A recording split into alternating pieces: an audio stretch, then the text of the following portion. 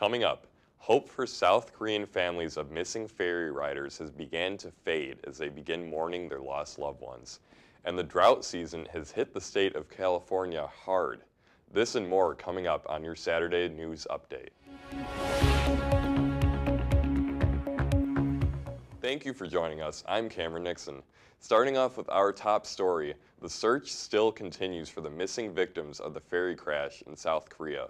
So far, 185 bodies have been recovered from the wreckage, but another 117 still remain unaccounted for. Many of those missing school kids on a class trip. Now the hope of finding survivors has dwindled to mourning those who may have been lost. A procession of the saddest kind, portraits of the young who will now never grow old. Laid on a bed of flowers at this makeshift memorial site in Ansan to be mourned by family and friends. All students of Danwon High School, just a couple of 100 metres away from here. 7 days after the ferry sank, the grieving continues. 7 days ago, 325 excited teenagers set off on board the ferry Sewol to Jeju Island. Most will never come back.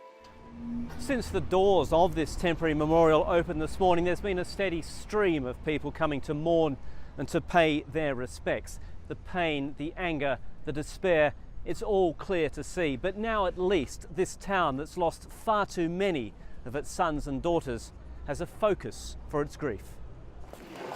It was a heart-wrenching day. They came in pairs, in family groups, as members of church groups and community clubs, some sporting their colours, to weep and pray. And they also came alone. This man had driven from Seoul, an hour away. He had no ties to the school. He was a father, and his tears capture the anguish of a country. I'm a father of 2 kids. I just feel that I'm really sorry about, because I can do nothing to this family, so I just want to come here to say I'm really sorry.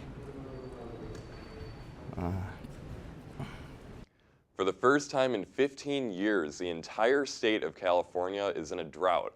A new assessment revealed Thursday shows 100% of California is in some state of drought. This ranging from moderate to exceptional, according to the National Drought Mitigation Center website. Nearly 25% of the state is considered to be an exceptional drought situation. This means there are widespread crop and pasture losses in some areas, along with water shortages in reservoirs and streams. The Los Angeles Times reports many cities have put voluntary water conservation measures in place in response to the drought, and some areas in exceptional drought have issued mandatory restrictions. The Bronx Zoo announced its newest additions to the animal family this past week. Zoo officials announced the birth of 2 new gorillas on Friday. The 2 western lowland gorillas are the first gorillas born at the zoo since 2006. Julia and Tootie are the 2 mother gorillas who gave birth within the last month, and Ernie is the father to both baby gorillas. The genders of the new additions have not yet been released. And for all you coffee lovers out there, a new study published suggests that increasing coffee consumption may decrease the chance of type 2 diabetes. The study was published in the Journal of Diabetologia and looked at the coffee drinking habits of 120,000 people over a 4-year period. Researchers found that those who increased their coffee consumption by more than a cup a day had an elevated % lower risk of type 2 diabetes. This compared to people who did not change the amount of coffee they drank. On the other hand, decreasing coffee consumption by more than a cup a day was associated with a 17% increased risk of type 2 diabetes. Researchers, however, still have not discovered the reason for this change. And that's going to wrap it up for your Saturday News Update. I'm Cameron Nixon. Have a nice weekend, Valpo.